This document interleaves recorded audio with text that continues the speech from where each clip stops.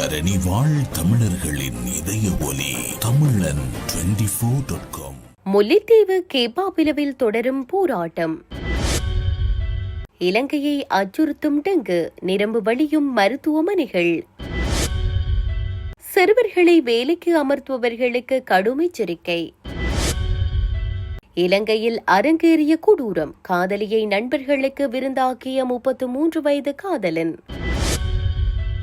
வடக்கு மாகாண ஆளுநருக்கு எதிராக ஆர்ப்பாட்டம். கிணற்றில் விழுந்து தாய் பலி, 10 வயது மகள் மாயம். அரசு அதிகாரிகளிடையே பெரும் வியப்பை ஏற்படுத்திய முதலமைச்சர் விஜயின் செயல்.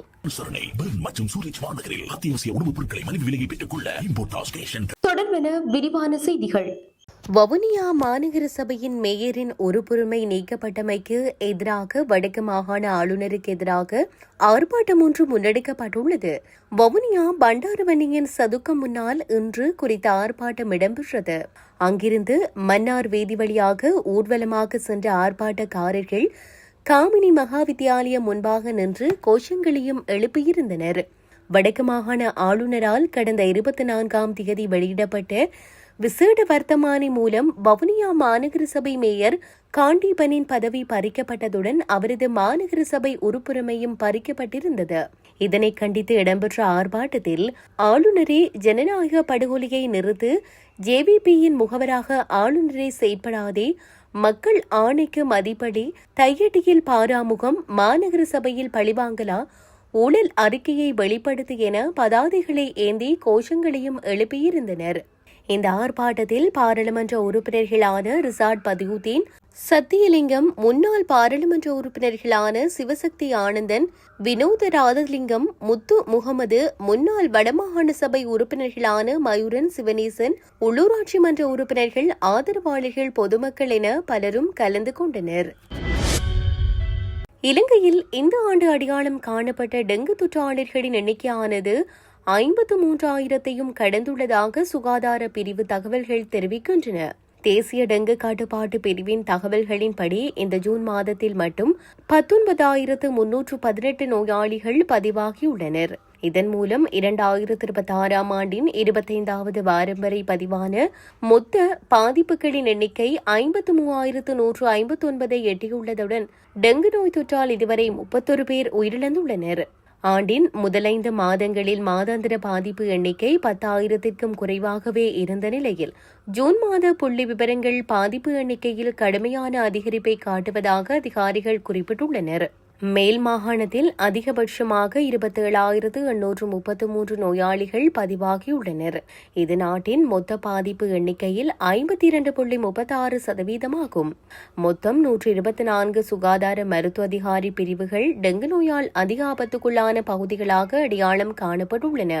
இந்நிலையில் நோய் தொற்று பரவலை கட்டுப்படுத்த சுற்றுப்புறத்தை சுத்தமாக வைத்திருத்தல், நுளம்புகள் உற்பத்தியாகும் இடங்களை அகற்றுதல் மற்றும் கொசுவின் முட்டை மற்றும் கூட்டுப்புழு நிலைகளை அழித்தல் போன்ற நடவடிக்கைகளை தீவிரப்படுத்துமாறு சுகாதார அதிகாரிகள் பொதுமக்களை வலியுறுத்துகின்றனர். இலங்கையில் சிறுவர்களை வேலைக்கு அமர்த்துபவர்களுக்கு விதிக்கப்படும் தண்டனையை கடுமையாக்க பெண்கள், இளைஞர்கள் மற்றும் சிறுவர்களுக்கான வேலைவாய்ப்பு சட்டத்தின் திருத்தங்களை மேற்கொள்ள அரசாங்கம் முன்மொழிந்துள்ளது. அதன்படி தற்போதைய அபராத தொகையான 10,000 ரூபாவை 1 லட்சமாக உயர்த்த திட்டமிடப்பட்டுள்ளது. அபராதத்துடன் சேர்த்து 12 மாதங்கள் வரை சிறை தண்டனை வழங்கவும் இந்த சட்டம் மூலம் வழிவகை செய்கிறது. அதே நேரம் குற்றம் நிரூபிக்கப்படும் நபர்களுக்கு நீதிமன்றம் அபராதம், சிறை தண்டனை அல்லது இவை இரண்டையும் சேர்த்து விதிக்க சட்டத்தினூடாக அதிகாரம் அளிக்கப்படுகிறது. முல்லைத்தீவு கேப்பாபிலவில் ராணுவத்தினரால் ஆக்கிரமிக்கப்பட்ட தமது பூர்வீக காணிகளை விடுவிக்க வலியுறுத்தி காணிகளுக்குரிய மக்கள் இன்று 6வது நாளாக தொடர் போராட்டத்தில் ஈடுபட்டுள்ளனர். இந்நிலையில் கேப்பாபிலவு மக்களின் குறித்த 6ஆம் நாள் போராட்டத்தில் வன்னி மாவட்ட நாடாளுமன்ற உறுப்பினர் துரைராசா ரவிகரனும் பங்கேற்றிருந்தார். கேப்பாபலவில் 55 குடும்பங்களுக்குரிய 59.5 ஏக்கர் பூர்வீக வாழ்விட காணிகளும் 4 குடும்பங்களுக்குரிய 100 ஏக்கர் மத்திய வகுப்பு காணிகளும் ராணுவத்தினரால் ஆக்கிரமிக்கப்பட்டுள்ளது. தமது பூர்வீக காணிகளை விடுவிக்க வலியுறுத்தியே காணிகளுக்குரிய மக்களால் தொடர் போராட்டம் மேற்கொள்ளப்பட்டு வருகின்றமை குறிப்பிடத்தக்கது. கண்டி பகுதியைச் சேர்ந்த இளம்பெண் ஒருவர் தனது காதலனை சந்திப்பதற்காக மாத்தளை மாவட்டத்தில் உள்ள வில்முமாவிற்கு சென்றிருந்த போது காதலன் மற்றும் அவரது நண்பர்களால் கூட்டாக வன்புணர்வு செய்யப்பட்ட கொடூர சம்பவம் ஒன்று பதிவாகியுள்ளது. சம்பவம் குறித்து மேலும் தெரிய வருகையில், குறித்த பெண் தனது காதலனின் நண்பர் ஒருவருக்கு சொந்தமான 3 மாடி வீட்டிற்கு அழைத்து செல்லப்பட்டு காதலனால் வன்புணர்வு செய்யப்பட்ட பெண் பின்னர் காதலன் தொலைபேசி மூலம் அளித்த அவனது நண்பர்கள் 3 வன்புணரப்பட்டுள்ளார். விசாரணைகளில் காதலனுக்கு 33 வயது என்பதும் மற்ற 3 37 முதல் 55 வயது வரை என்பதும் தெரியவந்துள்ளது. மதுபோதையில் இருந்த சந்தேக நபர்கள் இரவு முழுவதும் பெண்ணை வன்புணர்வு செய்துள்ளனர். மறுநாள் அவரை மற்றொரு வீட்டிற்கு அழைத்து சென்று மீண்டும் வன்புணர்ந்துள்ளனர். இந்த 2வது சம்பவம் நடைபெற்ற வீட்டின் பராமரிப்பாளரே 55 வயதுடைய சந்தேக நபர் என போலீசார் கூறியுள்ளனர். சம்பவத்தின் மறுநாள் அங்கிருந்து தப்பித்த பெண் பேருந்து மூலம் கண்டிக்கு சென்றுள்ளார்.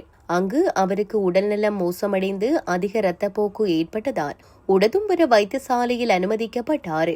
பின்னர் மேலதிக சிகிச்சைக்காக கண்டி தேசிய வைத்தியசாலைக்கு அவசர நிலையில் மாற்றப்பட்டார். வைத்தியசாலையில் அனுமதிக்கப்பட்ட பெண் தன்னை பரிசோதித்த மருத்துவரின் பரிந்துரையின் பேரில் சட்ட வைத்திய அதிகாரியிடம் நடந்த கொடூரத்தை சுட்டிக்காட்டியுள்ளார். இதற்கமைய உடுதும்பர போலீசார் ஆரம்பகட்ட விசாரணைகளை மேற்கொண்டுள்ளதுடன் மேலதிக விசாரணைகளுக்காக வழக்கினை வில்முவா போலீசாரிடம் ஒப்படைத்தனர். வில்முவா போலீசார் உடனடியாக செயற்பட்டு குறித்த 4 சந்தேக நபர்களையும் கைது செய்தனர். கைது செய்யப்பட்டவர்கள் நாவல நீதவான் நீதிமன்றத்தில் முன்னிலைப்படுத்தப்பட உள்ளனர். இச்சம்பவம் குறித்து வில்முவா போலீஸ் நிலைய பொறுப்பதிகாரி உப போலீஸ் பரிசோதகர் சுமேத பண்டார மற்றும் உப போலீஸ் பரிசோதகர் அனுமா குமாரி தலைமையிலான போலீஸ் குழுவினர் மேலதிக விசாரணைகளை மேற்கொண்டு வருகின்றனர்.